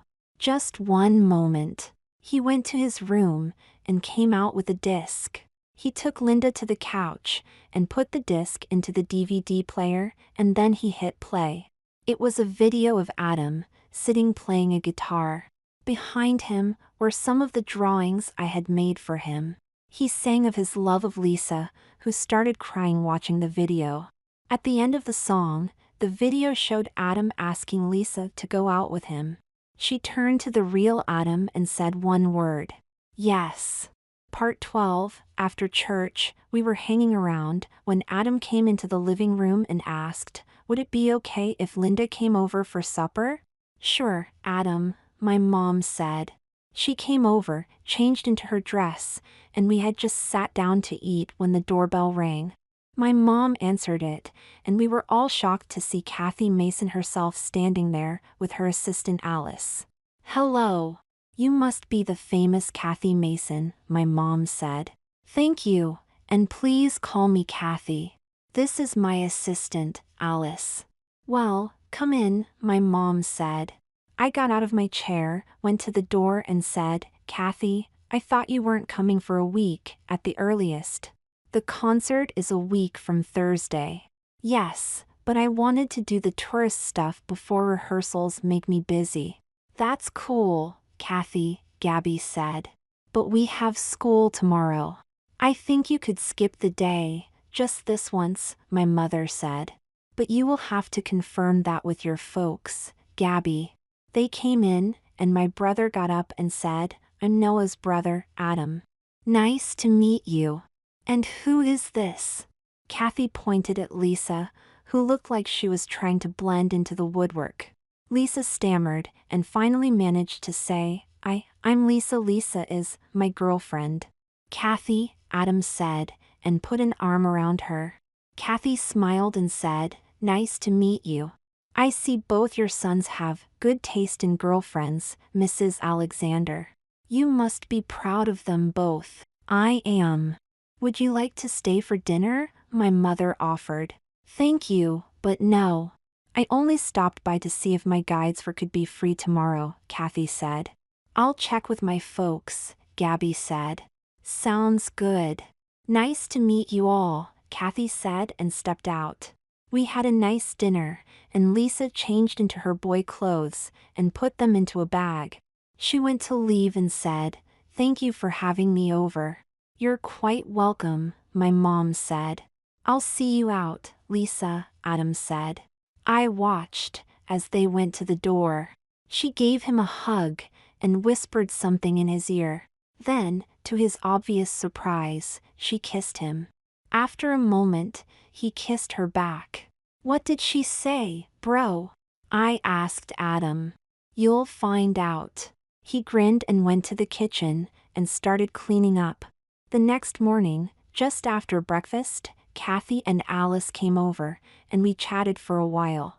We were just about to go when the doorbell rang, and it was Lisa. She was dressed in her girl clothes, and I said, "Lisa, what are you doing here?" "And dressed?" "I took the day off school. My dad thinks I'm helping a friend, but I decided it was time to take the plunge." Kathy came up and said, "Take the plunge? Can I tell her, Lisa?" Adam asked, and Lisa nodded. It's Lisa's first time going out in public. As herself. "Then, let's make it a good experience for her," Kathy said, and off we went. It's funny. You live in a place your whole life, and it seems so ordinary. You can't imagine tourists coming, because there's nothing to see. Well, that's how I felt about our hometown. We don't live somewhere like LA, or anything, so why would anybody want to be shown around?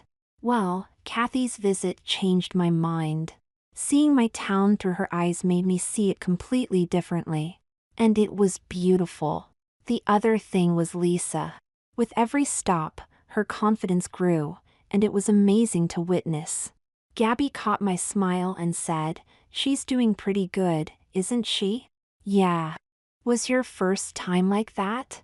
"A little. I had my sister, and that helped a bit. But the turning point for me was going to the sci-fi movie marathon with you.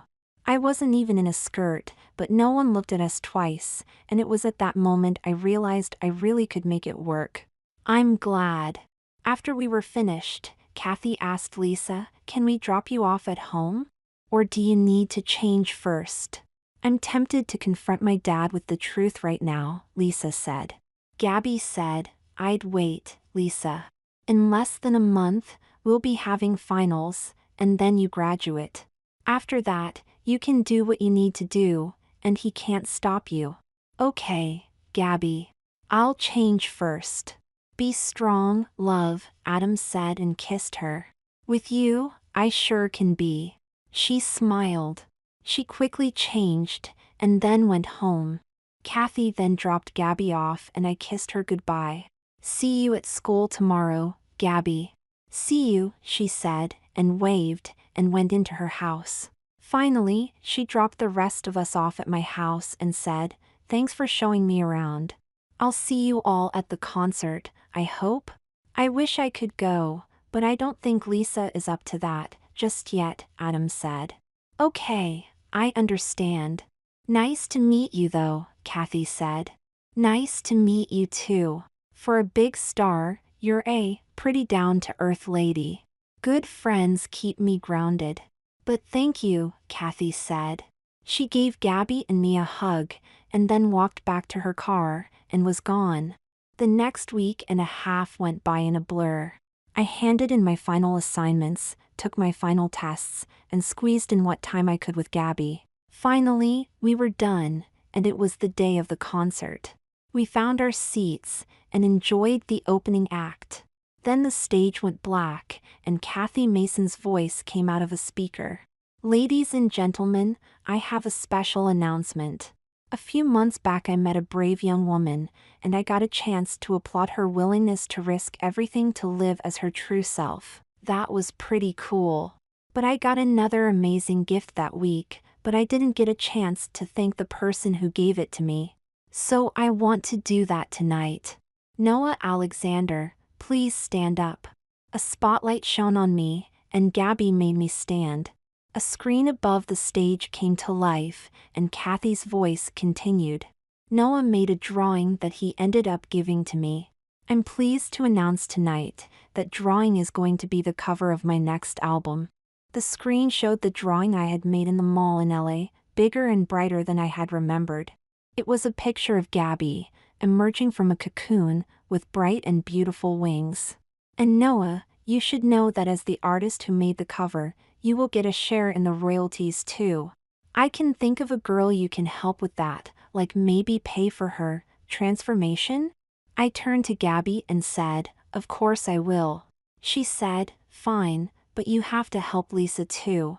Deal, I said and gave her a kiss. The audience went nuts. Do I even need to say we enjoyed the rest of the show? Finn.